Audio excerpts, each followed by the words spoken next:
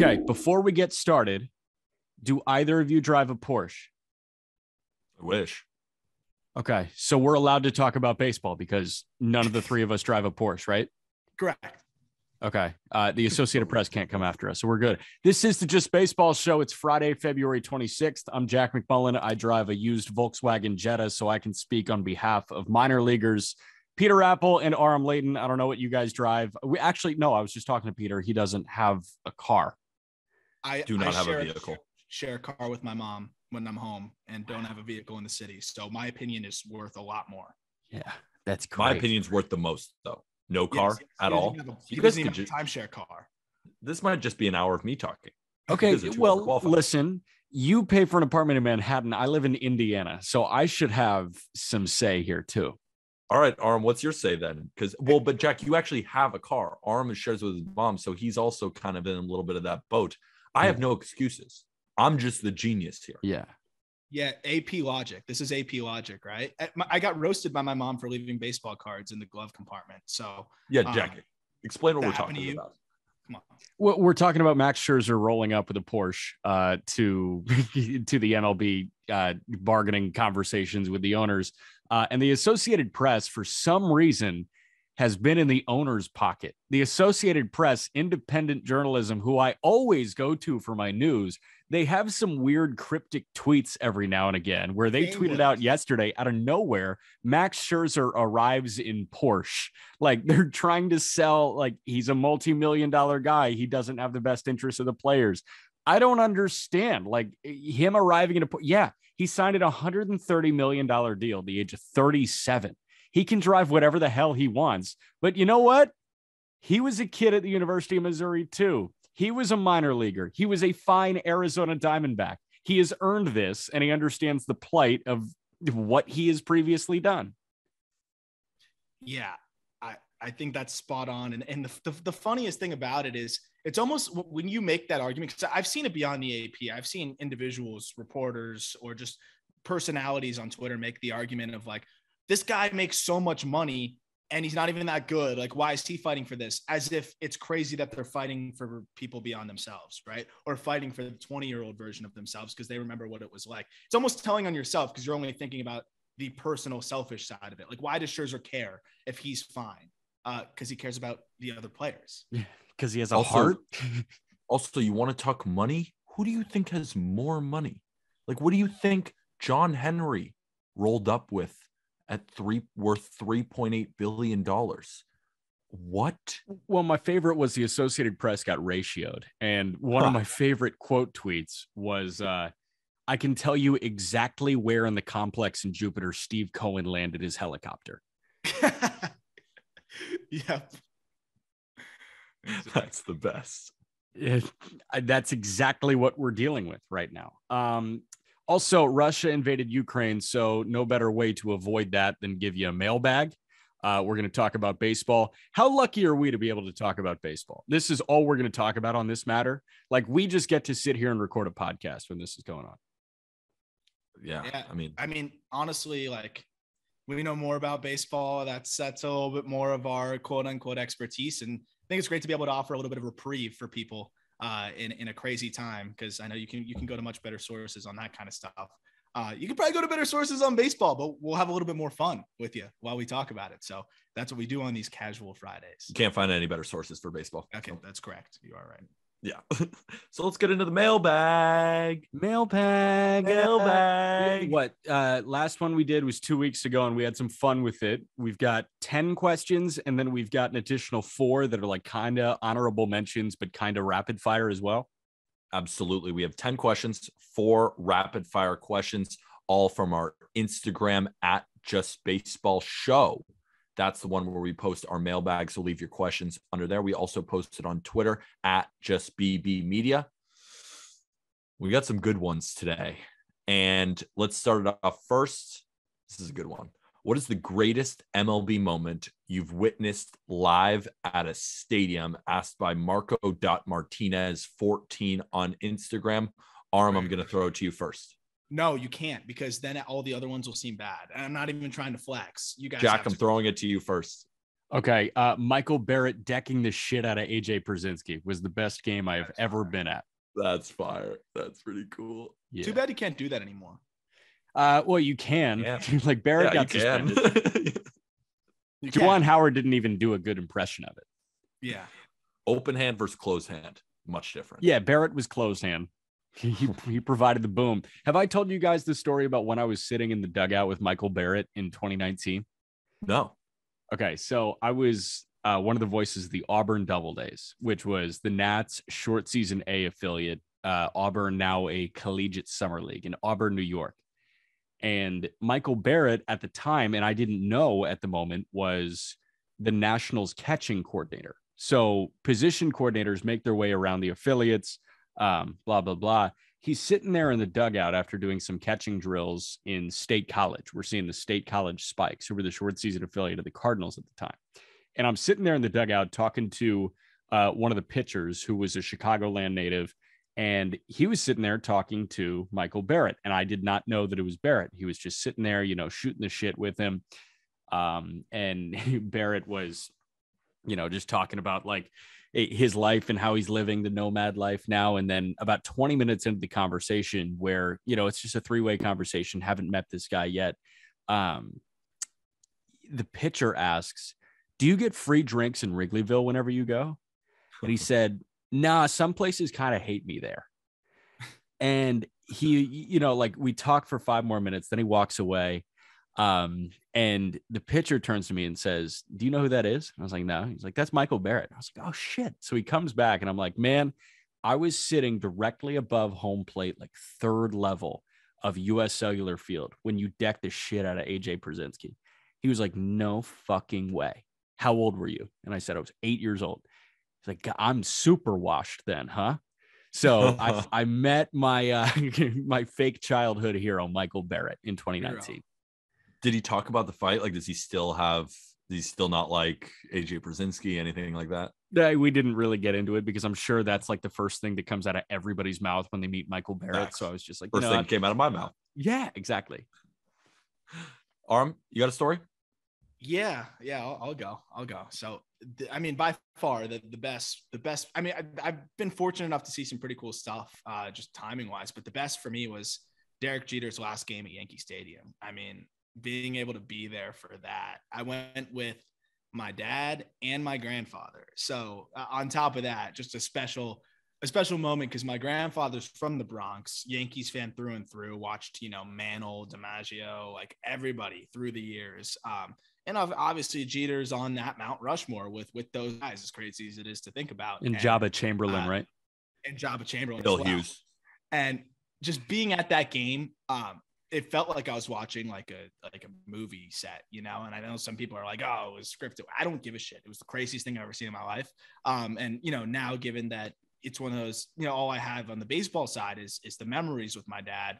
My grandfather is about to turn 87 in a couple weeks, which is, really exciting, but like still being able to remember those things, that was the coolest thing I've ever seen in my life. But you're like, no way he walks off here. He has to pop up to second base or something. Like there's no way he can actually make that happen. I don't care if it's grooved underhand down the middle. I don't give a shit. That was the most insane thing I've ever seen. And that's just kind of embodies what Jeter was. Really cool to be there for that. The magic of Derek Jeter. He that was one of the few movies within baseball. Yes. Just seems like there's no way you could actually recreate it. No. And that's why we love sports so much, especially baseball. My story, because the funny thing is, I haven't been in the stadium for a lot of incredible events, but I think my story is almost my worst story, and which made me this is why I always stay till the very end of every baseball game I can do. Because when I was 9, it was one of my first games ever with my dad when we drove up to Oakland to see the Yankees play the Oakland A's. And it was not that great of a game. It went into like the 9th and 10th, and it went to extra innings, and it's like 2 a.m, or maybe it was 1 a.m. I don't know. It was really late at night. And I was like, "Dad, like, can we just go? Like, I'm so tired." And he's like, "You want to leave this right now? We're in extra innings, and this is the Yankees. We drove up all the way here." And me and my 9-year-old son, I'm like, "Yeah, like, I'm so tired." As we're walking out of the stadium, we hear an enormous roar. the Yankees just went ahead. And there was a ton of Yankee fans in attendance that day in Oakland. And, you know, I look back at my dad, and my dad was like, you see what you did there? And I'm like, yeah, I'm never leaving a game again. That was when I was 9. And I like to stay all the way through because of that moment. I missed an A-Rod 3-run home run. It's a toughie. It's a toughie. And I still think about it to this day. It's more of a nightmare than a good story, but that's all I got. How about number 2? This one is good for both of you, especially. Who is the most underrated prospect outside the top 100? That was asked by SimonWalton.nyc on Instagram. Host of the call-up, what do you think? Oof. Outside of our top 100, or like that's the big question, right? Our top 100. Outside of our, so we have not finalized it, and a guy that might sneak in, but really wasn't under serious consideration. And I know Jack's gonna love this one. He just got a high ranking on Fangraphs on their updated top 100. Stephen Kwan, I think, is one of the most underrated prospects in baseball, period. Outfielder, center field for the Guardians. I think he's going to start in center for them this year. I think he's better than Miles Straw. He's fast. He does not swing and miss ever. He walks more than he strikes out by a good deal, puts the bat on the ball, does a little bit of everything. Stephen Kwan to me is like as high floor as you're going to find. Good athlete, does a little bit of everything. Jack, did I steal yours? No, you didn't. But I texted you guys the other day. I said, you will never in a million years sneak a high floor college bat by me.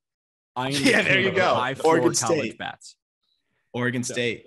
Yep. Played with Nick Madrigal. Not a coincidence, right? Played with Adelie Ruchman, played with Trevor Larnach. I mean, all those guys. Shout out Stephen Kwan. He was like the leadoff guy, the scrappy center fielder that had a 380 OBP. Like that was Stephen Kwan. He walks too. That's the thing. Like unlike Madrigal, he walks. Yes, big Stephen Kwan guy. 2 Dodgers guys that I want to throw you because we know how good the Dodgers are at developing people. Aram, I've talked to you about both these guys, and I know that the second name has come up on the Just Baseball show before. First name is Brandon Lewis. Lewis hit 30 bombs across low A and high A this year. He is Mike Moustakas' doppelganger. If you put a headshot of each of them next to each other, they are one and the same. He's a big burly guy. He was checking in near 3 bills when he was drafted by the Dodgers. He's down to like 245 now, but he's a hoss and he's going to hit 30 bombs in an MLB season. I'm convinced because he's got good bat to ball skills and he's got insane power. And then the second guy is Hyun Il Choi. I have mentioned this name before. I freaking love Hyun Il Choi. Choi in low A, he threw around 65 innings, punched out 75 guys, and he walked 7. He doesn't miss the zone. He's 92 to 94 with his fastball. He's got a tight curveball that's hard, and that's the curveball that plays well right now. We've talked about that. And he also has a good slider to complement the breaking ball. He's young, and he's a South Korean right-hander that throws kind of gas, and he doesn't miss his spots. I'm in on Hyun Il Choi. Actually, Dodgers pitcher of the year in the organization. And then one other name real quick before Peter goes, Jairo Pomares of the Giants, a name that I really got excited about after I wrote that system up and did some more digging into him. Outfielder for the Giants out there. I just love all the improvements he's made. I think he has big time upside in the power department. It could be a really exciting bat. So there's a 6'5 lefty, or not 6'5 lefty, 6'5 right-handed pitcher out of the University of Georgia that was traded along with Luis Patino, Francisco Mejia, and Blake Hunt in return for good one. Blake Snell. Cole Wilcox is kind of really fucking good. He's got a plus fastball. He's got a great slider. He's got a great changeup. He pitched well in low A or high A. He's still only 22 years old. And this guy went through Tommy John surgery. You know, he was ranked really high coming out of the draft. I know he forego the MLB draft to go to University of Georgia. I was watching him pitch this morning. And I'm like, dude, this guy's disgusting. And that's my guy. I think he will be in the Rays rotation soon. And hot take, could he be better than Luis Patino? I don't think that's the craziest thing in the world, though. Like outside, if it's a hot take, I think there's some fairness. He's big body. He's got a power fastball. Like Peter said, he's got pretty deep bag of stuff. I think if he didn't go down with Tommy John, I mean, look at the numbers prior to the injury. he might be a top 100 guy. Like if he had the full season, we might be talking about him as a top 100 guy. And you know what happens when the Rays prospect starts shoving. We're quicker to turn the corner on those guys and say, oh, I believe in them. Other guys were like, oh, I got to see more. I got to see more. Rays guy does it for like 5 months. We're like, boom.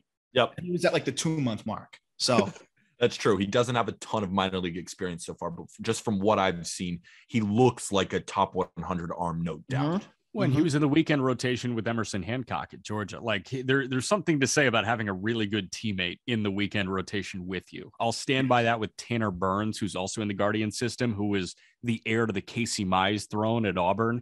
It really helps to have those guys to bounce shit off of. Notice the 3 organizations that we just pulled from, though. The Guardians, the Dodgers, and the Rays, who are just the 3 Giants. best at developing people. And the Giants. Yeah, there we go. Yeah, I mean, but like, what am I gonna?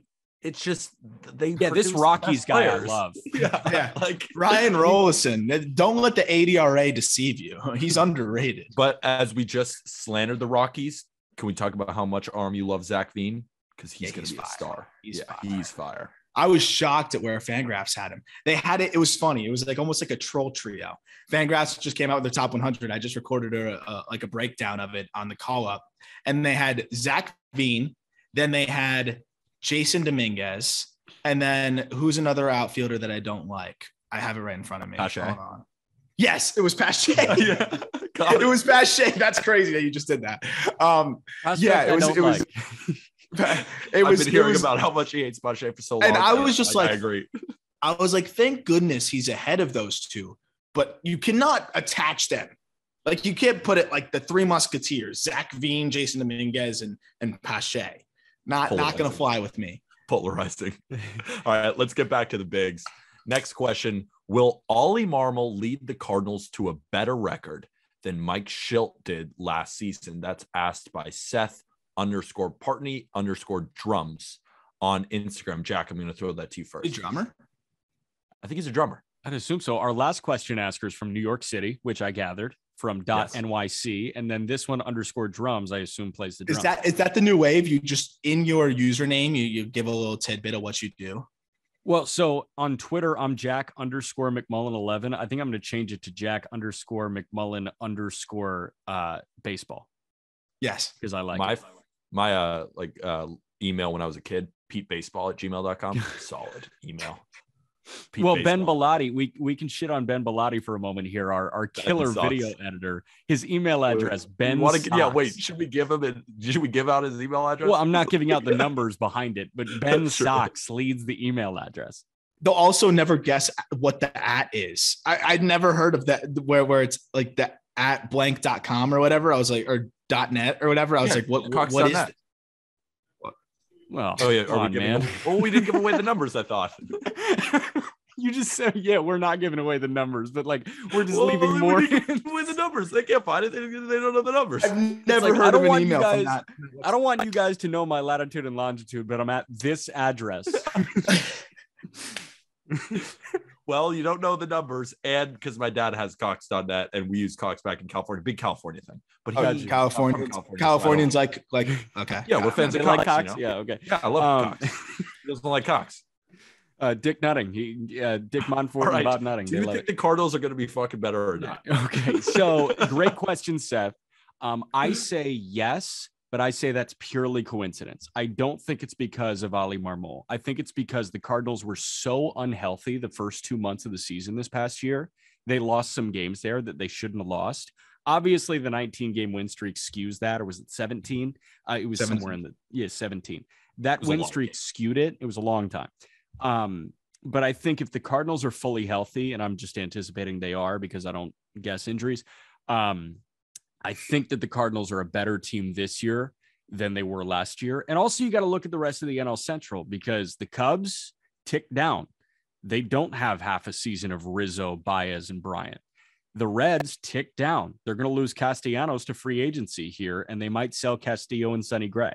Like, the rest of the division's getting worse, and they're staying the same, and now they're healthy. So I think the Cardinals are going to be better. Whether that's a Schilt Marmol thing, I have no idea. Yeah, that's funny because that's exactly kind of how I looked at it. I was like, Marmol might be fine. He might do a great job. But to me, it's more of a question of, is this Cardinals team better this year than it was last year? Because I didn't really see an issue with Schilt. I think the disconnect with Schilt was more with the front office than the players. At least that's how I took it. I mean, I even look at the monologue that Schilt had early in the season with the sticky stuff and kind of fighting for his players. And I didn't really see it as a player issue between Schilt and them, more so as the front office thing. So I agree. I think they're going to be better this year. Just from the pure standpoint that Jack Flaherty was unavailable for essentially the whole season, I think will definitely make a big difference. And they're going to make some, I think, a few more tiny tweaks here and there. They'll be better. But yeah, I mean, it'll be interesting to see how Marmol does, but the team itself should be better. I think they'll win some more games. So they went 90-72 last year, and I kind of think they're going to have the exact same record because they were around 500 before that huge win streak. Exactly. Jack Flaherty was injured, but Adam Wainwright was amazing. Is Adam Wainwright going to be the same at age 40? But then is Jack Flaherty going to be more healthy? I'm still somewhat worried about this starting rotation because Steven Matz is a guy who has not been healthy throughout his entire career. Miles Michaelis is a guy who's dealt with injuries as well. And Dakota Hudson doesn't have that much experience in the major leagues. So the starting rotation is pretty thin right now. And I really do think they need to add another starter if they want to win 90 games, because winning 90 games is like hard because the Brewers are still good. I mean, these teams are terrible and the rest of the National League is still loaded. I think they actually finished like 89-73, but I think they still could easily win the division. Okay, so if they sign Rodon, if they sign like one of the top flight free agent starters left, and then Libby's up after a month, do you think the rotation's a lot better?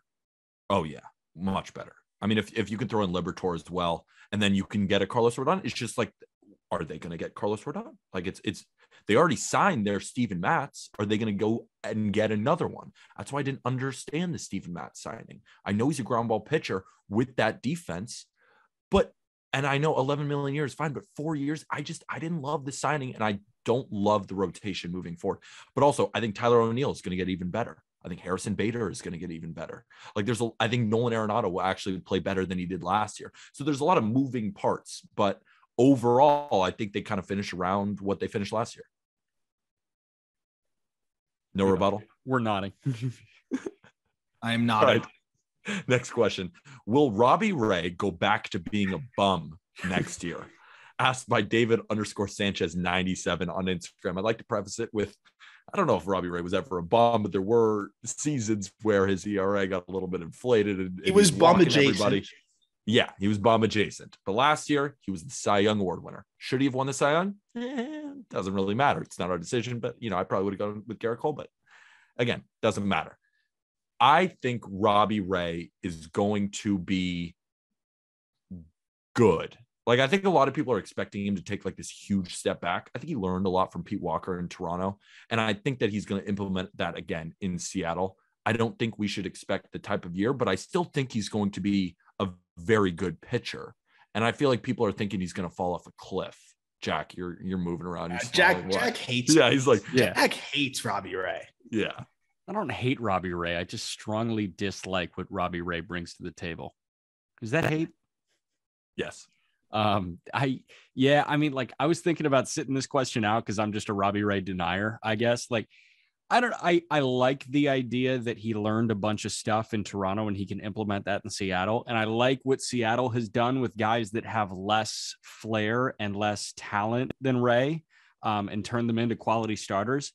I'm just worried that Ray is like so combustible and he might go back to his 7 walks per 9 clip. And I'm just worried the command's going to go away.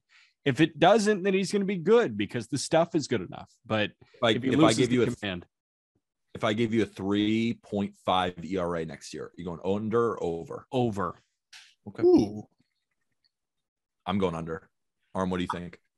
I could see the command taking a marginal step back, but at the same time, you don't go from 7.8 to 2.42 by accident, right? Like, and that's walks per 9 innings.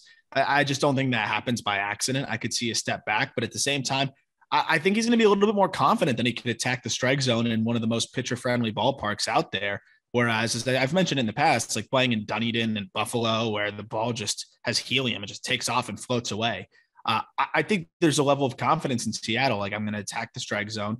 If I can go with the fastball up, I can lean on the heater more, and it's going to stay in the yard. And what is, I think, by park factor, one of the 5 most pitcher-friendly ballparks versus, if you look at park factor based on the combination of places that the Blue Jays called home last year, it was not pitcher friendly. So I wonder how it's all going to work. I do think he definitely does not match what he did last year, but I still think he's going to be a really, really, really good pitcher.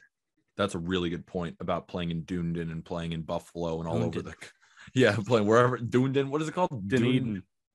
It's called Dunedin. Yeah, Aram just said it 20 seconds ago. Dunedin. Well, now you messed up my train of thought now too. We were talking on not gambling advice about the Blue Jays guys, about the fact that Vladimir Guerrero Jr. last year, took the league by storm, but a lot of, in the first half, he had 28 home runs, and that was, by Dunedin or whatever that's called, and Buffalo as well. And now moving forward, but he had 20 home runs in the second half. Like, he was totally fine, but I'm sure those numbers were a little bit inflated. And the fact that Robbie Ray had to pitch in that type of atmosphere definitely bodes well for them going to Seattle. So, Jack, I think you're completely wrong. I think Robbie Ray is going to be good, and you're an idiot. All right, let's move on. Wait, you didn't even pause. Usually you take a quick beat to let that sit there if we're talking about delivery. Jack, I think you're wrong and you're an idiot. Okay, now let's move on. But no, you just decided to roll through and didn't give me a chance to rebut. Exactly. I didn't want you to rebut. I like the approach. Thank you. Next question. We all sadly know Kershaw is the best 2010s regular season pitcher. Hard to say as a Giants fan, but would love to hear your thoughts on who is the best postseason pitcher of the 2010s. Asked by Little DJ 228 on Twitter. Jack, go ahead, because there's an obvious answer here. Yeah, I mean, Little DJ, congratulations on the most guiding question ever. You're a Giants fan. You're asking best postseason pitcher of the decade, and you're saying, sadly, Kershaw's the best. Like, I mean, that was such a leading question, and you know the answer here. He nailed it. Madison Bumgarner. It's not even that close. That was such a genius play. That's like 3D chess by our guy, 4D chess by our guy over here. Yeah. He's like, I'm going to lead them to the water here and just have them make them talk about what I want to hear. Right. Like, what if we said Nathan Eovaldi? If we just dropped a random name on it. Madison Bumgarner is the answer. That one, I don't think we need to talk about it much because, if you haven't read about Madison Bumgarner's upbringing in buttfuck North Carolina, I highly recommend you do it. He grew up in a place named Bumtown. Madison Bumgarner once dated a girl named Madison Bumgarner. Madison Bumgarner got married wearing jeans, a flannel, and a pocket knife on his belt. That's fire. His career, I mean, really what derailed his career was an ATV or dirt bike, ATV. I don't know. I think that's how he wanted it to go too. The commercials you see about Jack Daniels in like Lynchburg, Tennessee, how it's just a super small town. Like, that's kind of where Madison Bumgarner grew up, like where Jack Daniels is. This next question is a good one because I quite honestly don't know a lot about it. And I want to kind of ask you guys. Would love to hear your thoughts on some of the technology being used in college baseball. For example, the wristbands that Vanderbilt rolled out on opening weekend, asked by Hope Cafe 5 on Twitter. Who wants to answer that one first? Jack. I love tech. Yeah. Big tech guy. I don't have the name of the company, but I know there are a couple of companies that are moving here. There are a couple of companies that tried getting integrated into minor league baseball with almost like this Morse code buzzer system, where you would buzz in and like the number of buzzes you felt, if you're on the mound, you like wear something in your hat. That's your pitch call, 1, 2, 3, 4, so-and-so. And then you would have another set of, buzzes to describe location. What Vandy's going with right now is a watch that all 9 players are wearing at the moment. And they all see the same exact thing.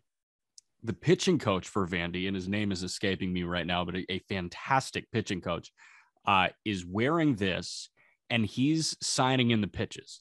So instead of sitting in the dugout and touching his nose and the bill of his hat, then his ear, or giving, this deep signage that teams pick up on, and they have picked up on for 50 years, he is simply putting a number into this watch, and then he's putting another number into this watch. The first number is pitch. The next number is location. And all 9 players on the field see that. So you might have like an outfielder. If you're throwing off speed away, trying to backdoor, you might have the outfield shift the other way here. There's this cohesion here that just makes a lot more sense. And you don't need everybody looking into the dugout. Totally. And so that's the one, the main argument too, is pace of play from like the fan perspective, right? Like it's going to be quicker. From the team perspective, I would have really, at first I was like, and I was thinking about it and I was like, I would have really liked it at third base, because that's where I played in high school. And like, I would always try to catch a peek at the signs if I could, especially in 2-strike counts. Cause when we had some hard throwing guys that if I knew they were going to a curveball, like I know there's a good chance that we're going to get a rollover my way. Just like having the idea of what your pitcher is throwing just helps you so much to prepare defensively too. It's great to have all of your players on the same page. It increases pace of play. I don't really understand why anybody would have a problem with it. If it slowed the game down, I would understand maybe, but it doesn't. So if you're not on the field, and one of the players and you have a problem with it, it's more of just like just being a contrarian, in my opinion, because like there's really nothing to not like. Yeah, it is entirely a pace of play thing. And this is one of those where like, I don't think you need to take much pause here. I don't think you need to have this slow integration process. Like you look at the NBA All-Star game implementing the Elam ending where you got like the target score, right? You're counting up to eliminate fouls and all that. That is a crazy, ludicrous idea in the fold of basketball. Is it better than the end of basketball games? Yes, it is. But is it going to get implemented? No, not for a long time, because it's not traditional, even though it might be better. This is just a better, more efficient take on something that's been around and is deeply flawed. Like sign stealing has been a thing before people started banging on trash cans. If you've got a watch that tells you what's going on, it's the same thing as having a laminated card in the back of your pocket. And it's a lot easier to hold on to a watch than a laminated card. Yep. I'm curious though, is it annoying for pitchers? Because I feel like pitchers have shot back against some of the new tech because it's in their hat or it's too much on their body. I don't know. It's on your wrist.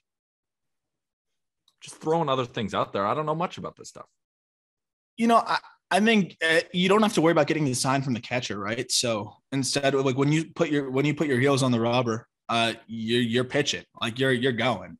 So, I mean, I'm sure there's some pitchers that prefer to not have to look at anything other than the catcher sign, but I feel like you get used to that pretty quickly.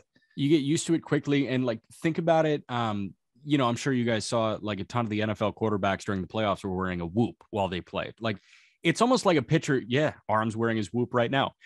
It's almost like a pitcher wearing an Apple Watch or a Fitbit or a whoop while they throw a bullpen, except it's in game now. You just got to go. Yeah. This next question is a great one. If you guys could create the ultimate home run derby in 2022, who would you take? That was asked by D Hills on Twitter. So the way I want to do this, and Aram, Jack and I talked about this before we press record. There's 8 spots normally in the home run derby, but I kind of want to do a draft. And if we all have 3 picks, we'd make a total of 9. Okay. And I kind of want the number 1 pick, unless anyone else feels like they really want it, but we'll do a snake draft. I kind of want the number 1 pick. You guys down for that? Go ahead. All right. Aram, you got the number 2 pick. Jack, you got the 3. Wait, hold on. What the fuck? Is it alphabetical order? Alphabetical order. Aram, Jack. Fine. Peter. Alphabetical order. Peter. No, me first though. Apple, last name. Is L before M? Yeah, it is. There you go. Yeah, it is. You're validated. Suck it, Jack. Wait, hold on. What? Credit, because in the last 30 seconds, you have done both multiplication, 3 times 3 equals 9, and you've done alphabetical order. I'm a man of many talents. Yeah. I would draft Pete Alonso number 1, no doubt. He wins every single home run derby. I think he's going to lead the league in home runs. Pete Alonso, first overall pick. Tatis, right? I mean, that was a guy that I think everybody was so excited to see. Unfortunately, with the shoulder, he hits the ball so freaking hard. He's a show. He himself is a show. So Tatis for me too. Yoenis Cespedes, third. No, let's go Ohtani, 3. Yeah, redemption. Yeah. Are we going snake? So I get the next pick snake, too? Yeah. So you got the next pick. Vladdy, 4. That's going to be my pick. You think of another one. Aram, you're up again. Oh shit, yeah, I am up again. Salvador Perez. I'll be honest, man. Like Salvi put on a freaking show at the Derby. I was floored at how much fun Salvi was. So give me Salvi at number 2. I will take Aaron Judge and I will take Giancarlo Stanton, and I'm going to call it the easiest win I've ever had. Easiest win you've ever had. Ever. Yeah. Oof. Now it's tough. Like, do I want Adam Duvall? No. Yeah, sort of. Do I want Nick Castellanos? He's going to hit so many doubles. I have an easy pick for you. No, but I want to be a little bit outside the box here, right? Like, this is your ultimate home run derby. Don't go outside the box. Get the fucking guys you want to see hit home runs. Sam Huff. Shut up. Well, actually, don't shut up because he has crazy raw power. But like Sam Huff.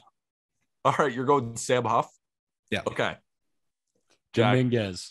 This is getting ridiculous. No, I'm kidding. Yeah. Pick Peter. Harper. Peter, pick a number 1 through 10. 6. All right. I've got Soto. Soto was evens. Matt Olson was odds. I like that. Soto sneaky, like out-dueled Ohtani. Like that was the best round of the Derby. Well, Ohtani didn't play that well. Yeah, I'm just excited that Ohtani is like, he could hit a 500-foot home run. I think Aram has a balloon in the back of his shot right now. Is that what we're looking at? That was crazy. A zebra that print scared balloon? the shit out of me.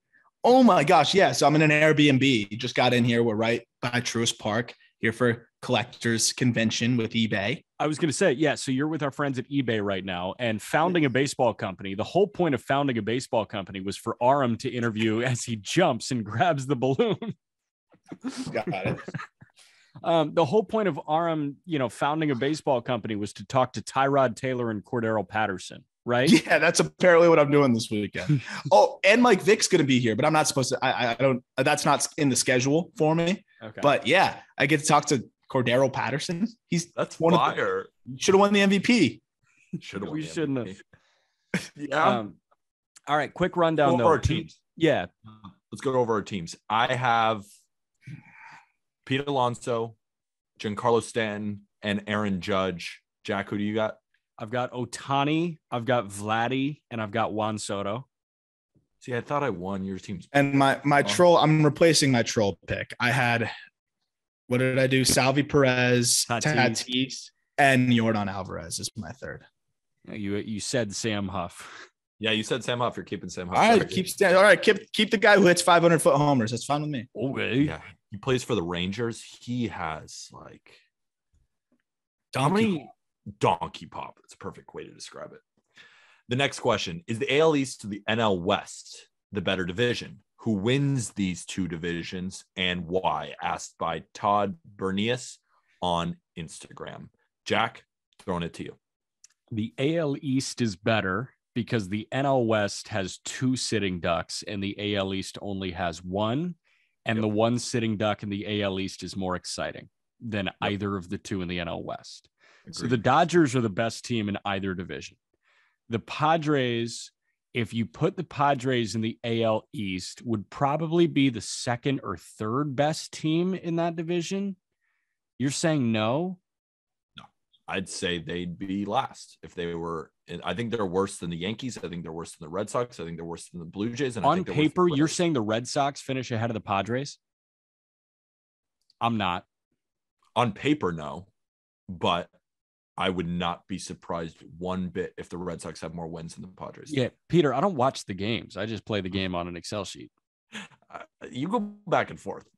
I'm a total sabermetrics guy. I don't know what you're talking about. I don't trust the eye test at all. That's like a couple weeks ago.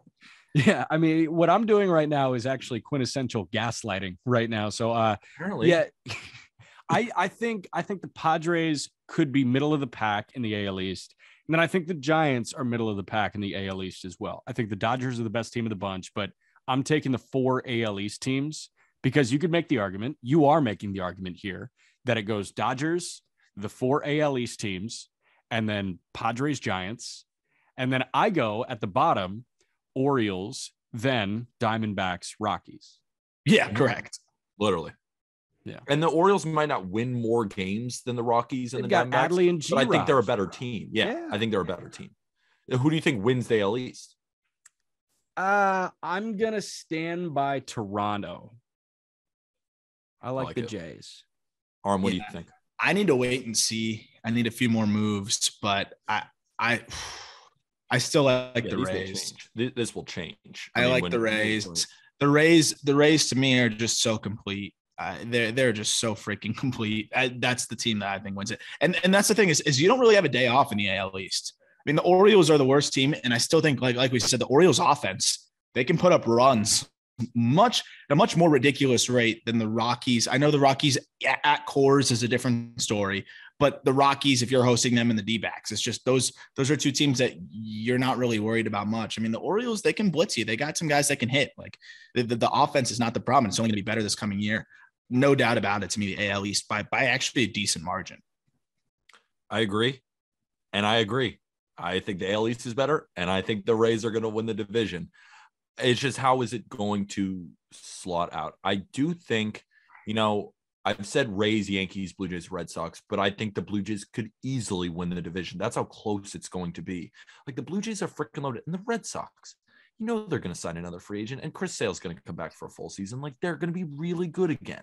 I have a bet. I think an even more difficult one: AL West or NL East. AL West or NL East. Let me list the teams because I don't know if you guys are like me, but sometimes with division, I scramble it up. AL West is better. So it's Angels, Astros, Athletics, Mariners, and Rangers for those listening who don't want to pull it up. And then the NL East, of course, is Braves, Marlins, Mets, Nationals, Phillies. Defending champs, loaded up Mets, Phillies, who are perpetually at least decent, and the Marlins are sick. I like Astros. Did you say the Nationals are the worst team? You've also, I think, called the Phillies inept. No, really. And you're a Mets hater. I like the Phillies. I said the Phillies, but I think it's a good one. I'm torn. I'm super torn. Assuming the Athletics burn it down. Assuming the A's burn it down. Peter, who hates baseball more, me or Aram? I think you hate baseball more than I do, for sure. I think you hate baseball more than Aram does. I think Aram's baseball is like heroin. Like he's just so addicted to it, but hates it. Jack just straight up doesn't like it. More of a musical guy. And I freaking love every second of it. Good. Yeah. I think the AL West. What do you think? AL West. Oh, wait. So did you enjoy that wild card game for the Yankees this past year? Why do you got to bring up shit like that? You said every second. You love it. That we're friends. You said you loved every second. I was just curious. Yeah, fuck baseball. Actually, I hate it too. All right. Next question. In the next 5 years, who do you think will solidify themselves as the face of the game? That was asked by Cy.Ingersoll on Instagram. I kind of want to answer first because I think it's clear, at least in my mind. Fernando Tati Jr. will be the face of baseball at the age of probably 27 in 5 years. I think he's going to win the MVP next year. I think he's going to establish himself as maybe the best overall player in baseball as Mike Trout, starts to teeter off there in age. Him and Juan Soto will be battling it out, but Tatis just has the thrill factor. Give me Tatis. Jack.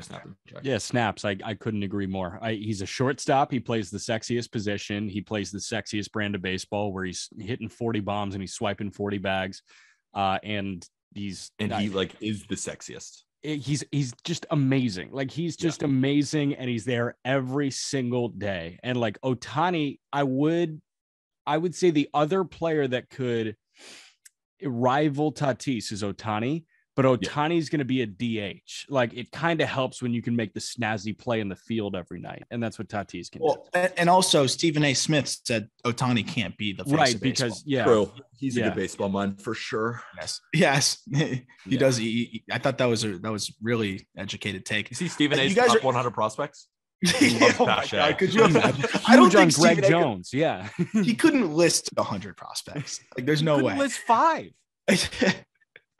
Yeah. Well, you guys are forgetting that Ty France exists, and when the Mariners start getting hot this year and make a run, don't be surprised when Ty France is one of the top selling jerseys in baseball. Yeah. Another one, honorable mention: Detroit Tigers pitching coach Chris Fetter could be the face of baseball very soon. I mean, if he makes Casey Mize good, maybe. Yeah. Maybe. Don't forget our bet. Don't forget our bet. Wait, can Chris Russo be the face of baseball too? He is the face of baseball. All right. And Jack, another great prospect question for you guys. Last question before we get to rapid fire. What prospect do you think is likely going to pan out career-wise? What prospect will be that guy for his whole career, not just a few years? So there's a couple ways we can answer this question. Who do we think out of the prospects right now will end up with the highest career WAR? And Jack, you had another idea. Yeah, I just viewed like I read this question like, who's the highest floor guy? Who's the safest one to pan out? And I think those are two different answers. I agree. Let's answer both. Yeah. I think those are two different answers. I think we can answer both. Okay. I can go first if you don't mind. Yeah, go ahead. Highest floor is Adelie Ruchman. I think Ruchman is a switch hitting catcher that can hit 280 and hit 25 bombs every year. I don't know if he's going to hit 35 in a year. I don't know if he's going to hit 320 ever. I don't know if he's going to be a Gold Glove and Silver Slugger in the same year, but I know that Adelie Ruchman is going to come in. He's going to be a top 10 catcher in baseball as soon as he debuts, and then he's going to stay a top 10 catcher in baseball for the next 15 years. When I think highest WAR of the current prospects right now, I think Bobby Witt Jr., because he's a 30-30 guy. And I'm more sold on Bobby Witt than I've been on a guy in a long time. Aram, what do you think?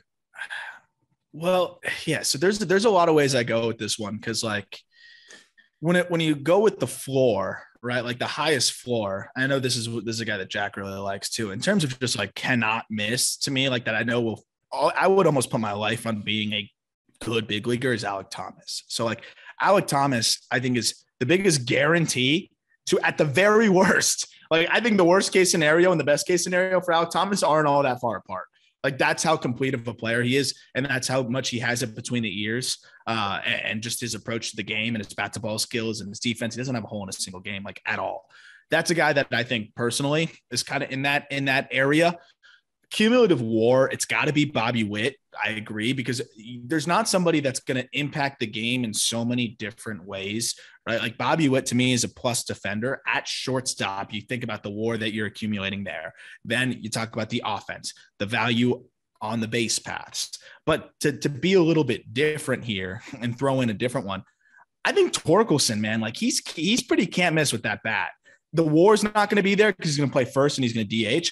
But Torkelson, I think worst case, he swings and misses more than we thought. And he's a 30-plus home run guy who swings and misses more than we thought. Best case, he's high batting average, high power, and walking and doing everything, which I think is incredibly likely as well. I just think you have a hard time. And I have a hard time imagining that Spencer Torkelson is not a good big leaguer. 2025 Gold Glove third baseman Spencer Torkelson is flipping you the bird right now. Oh, Jesus. Ah, Jesus. If he plays 3 games at third base in 2025, you can slap me in the face. So to be a little bit different, from you guys, I also think Bobby Witt Jr. is going to lead all prospects in WAR when it's all said and done. But you know what? Instead of Bobby Witt Jr., I'm going to say Julio Rodriguez actually does lead all of these players in WAR. I think his bat is revolutionary.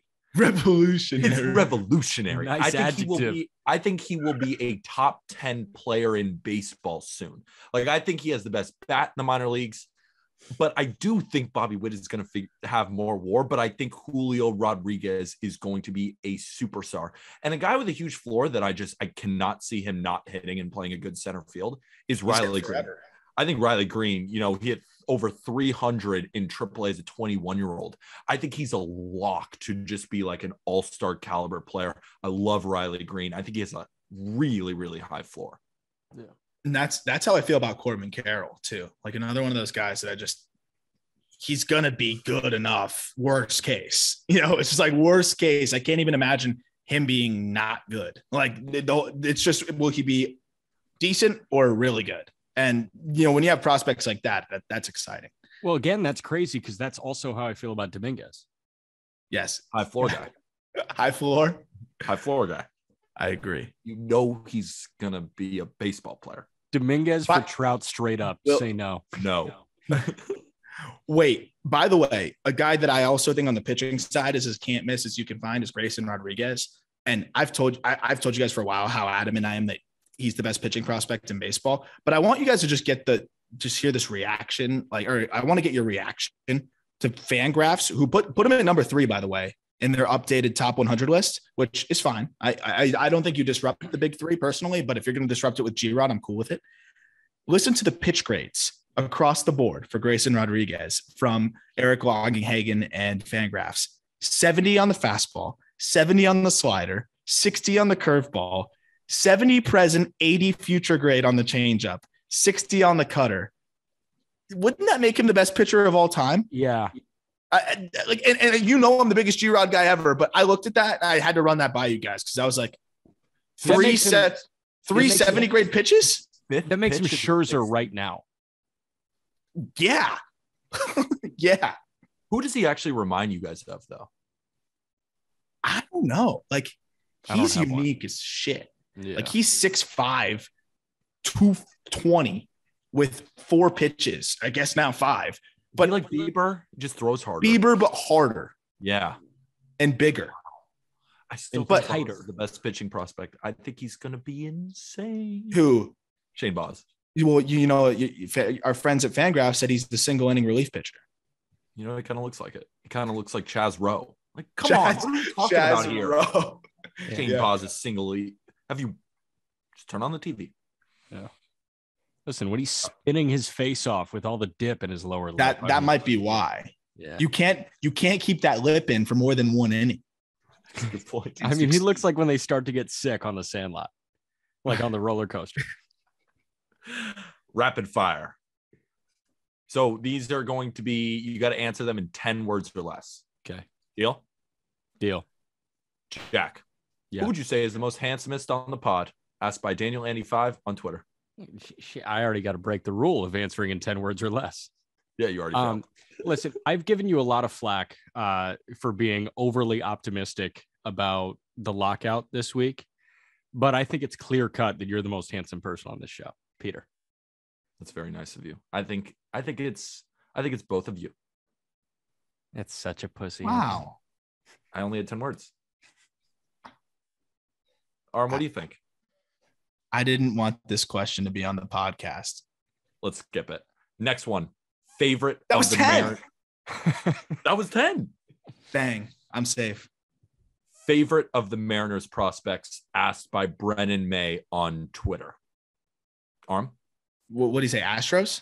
Favorite Mariners pitching prospect. Oh, Mariners. Sorry. I was already over 10 words, Jack. Kirby can't miss the zone sometimes, and he throws gas. Bang. Aram, we'll give you another shot. Kirby's secondaries have improved, throws more strikes than anyone. 9. George Kirby. That's all I need. There we go. Was that less than 10? Yeah, that was 2. That was 2. Next question.